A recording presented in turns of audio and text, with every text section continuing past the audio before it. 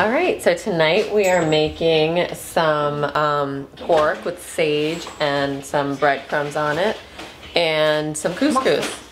And the mustard, yeah. And couscous with some cranberries, and I was doing pine nuts, but somehow I can't seem to find any now in my house. So maybe we'll do almonds or something. It's nice to have couscous. It's just a good base for all different stuff, and it's always in my cabinet. And the cranberries are sweet. Maybe we'll add a little feta to it, and then of course some herbs, and then something crunchy is nice. But if you don't have it, I don't have it tonight, or I may not have it. We'll see if I have some other stuff.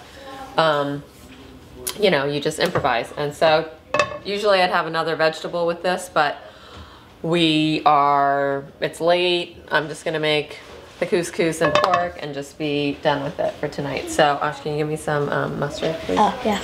So I have already, so I'm gonna get some mustard. So this is a breaded pork that my sister-in-law actually introduced me to. She made it once for dinner.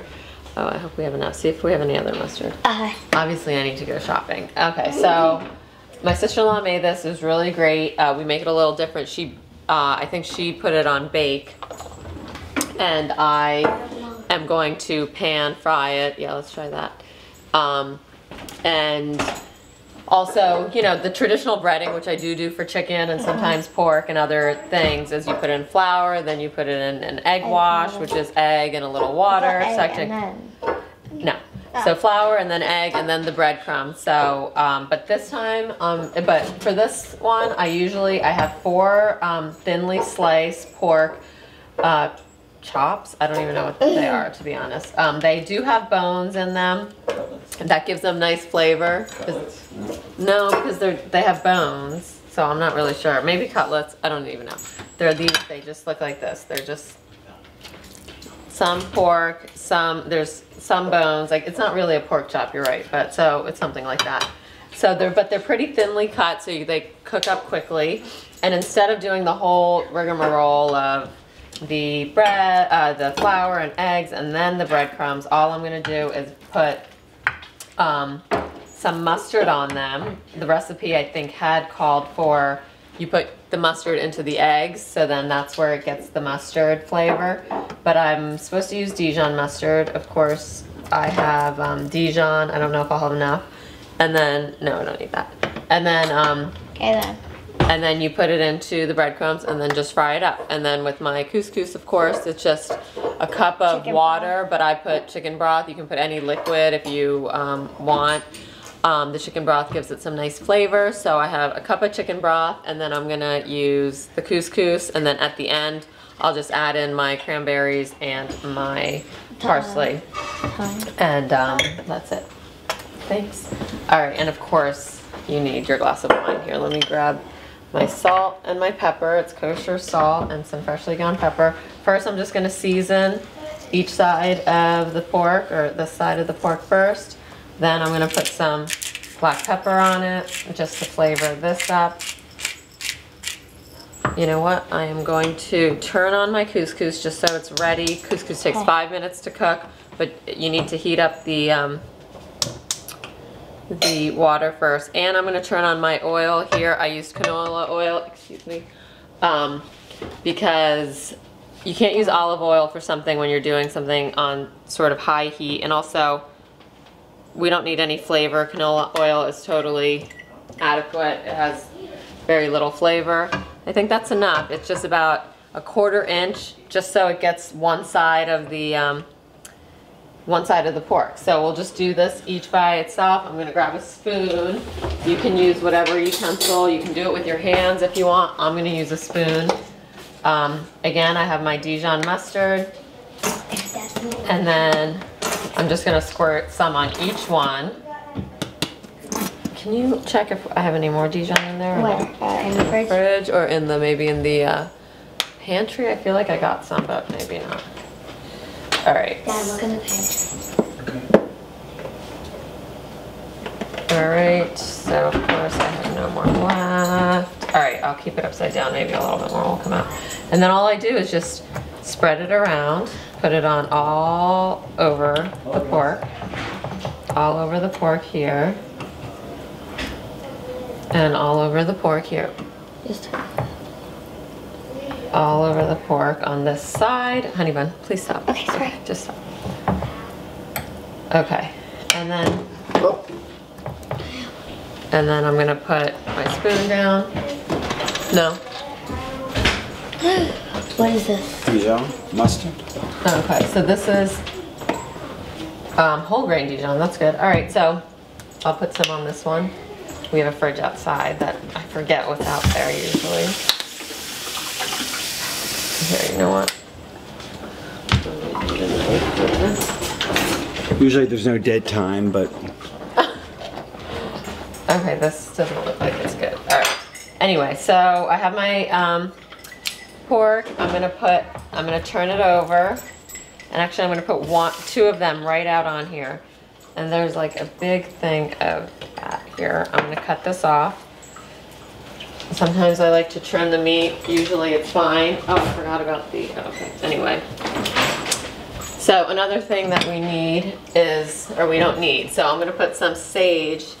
It's from my garden outside. I'm gonna put some sage on this, also on this pork. So I forgot to cut that up. Here, let me grab What this. herbs aren't from your garden? The cilantro that we used the other day. I had to buy that. I didn't have any more. But yeah, mostly the herbs. I try to get my garden nice and full of them. All right, so I'm gonna put it on the side of these ones, but of course on that one I forgot the sage. So here, I'll put it on the other side. Yeah, okay.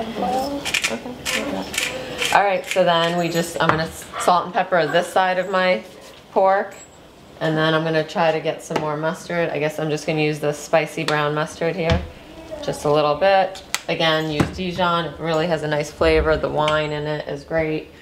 And then I'm gonna mix around this mustard on this side, put a little bit of the sage on this side, and flip it over. Just do the flip. The flip. Okay, and then, oh, and these breadcrumbs are not I guess the regular breadcrumbs that you use. These are called panko breadcrumbs, and they're Japanese style. They're a little lighter, a little fluffier, I think, and give the pork a great texture. So here we're gonna do I'm gonna put a little bit more mustard on this one. And then we're gonna, on this? Because and then I'm gonna flip this thing. just flip it. I'm just gonna put it on the side here. I have probably a bigger plate. Usually I get smaller cutlets, but this time this is what they had. And so now I'm gonna put this one on here. I'm gonna put a little salt and pepper on here. And I'm gonna throw a teeny bit of the breadcrumbs into my oil and just see if it's almost ready. You know, when you put the meat in, you want it to sizzle a little bit and fry up nicely. You don't want it just sitting there soaking in oil. Then that's when it just gets absorbed all into the meat and not just Wait, what does it mean to like sizzle and fry? Oh, like, yeah, it just like means it's hot enough, like when we, you know, like yesterday. so what's this like? So that's not quite ready, because it should just like right when I put it in, it should like psst, like sort of start sizzling. It kind of is, but it's kind of not. So. It's not all the way All right. right. And then, so I'm just gonna put a little bit more. So you see how even without the egg wash and the flour and that whole thing, there is, you know, the breadcrumbs are sticking onto my my pork chops here. So you don't always need to put a bunch of eggs and stuff into this. Okay, sorry, Tramp. He likes to sit and wait for food here. I'm gonna grab. And of course the food comes, but I'm gonna grab some cranberries that I'm gonna be putting in to my couscous here, and they're really sweet and tangy. So good. But I'm gonna just chop them up a little because, you know, well, you can leave them whole, but I think it tastes better when you just get a little taste of it, not a whole big chunk of it.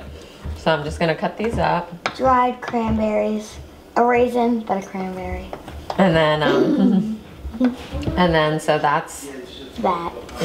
that was simple. We'll put this over on the side here until we're ready. Pick one. You know what, I'm gonna put this all into a bowl. I'll get one. Want to get one of those glass ones of your guys? Uh-huh. So, our pan is pretty much ready, so I'm gonna put one of my pork chops in here. Here we go. That's the sizzle Oh you my want to hear. god. That's the sizzle that you want to hear from it. You don't want to crowd the pan. I'm only gonna put 2 in here. So now we have those 2. They're pretty thin, so they need only like maybe 3 minutes aside. And then I'm just gonna put my cranberries in here. And another thing I need for my couscous is some parsley. So also, especially when it's from your garden, you want to make sure you have cleaned it nicely because sometimes it's in the mud and Buggy boos. so I'm going to actually wash this one more time because I see some mud on here. Nobody wants to be eating any mud. Except Jake, he really likes it, so that's fine. I'll put that one in for you. Okay. Really? Alright, and then, so here I got my parsley. Again, I put a timer on my microwave for the pork, but you really don't need to. But then it's like I can just concentrate on other things and not even worry about having it overcook or 5 anything minutes each side. 3 minutes each side. So here we are. This is the parsley that's going into the couscous, so everything will be ready while the meat, rests for 5 minutes. Our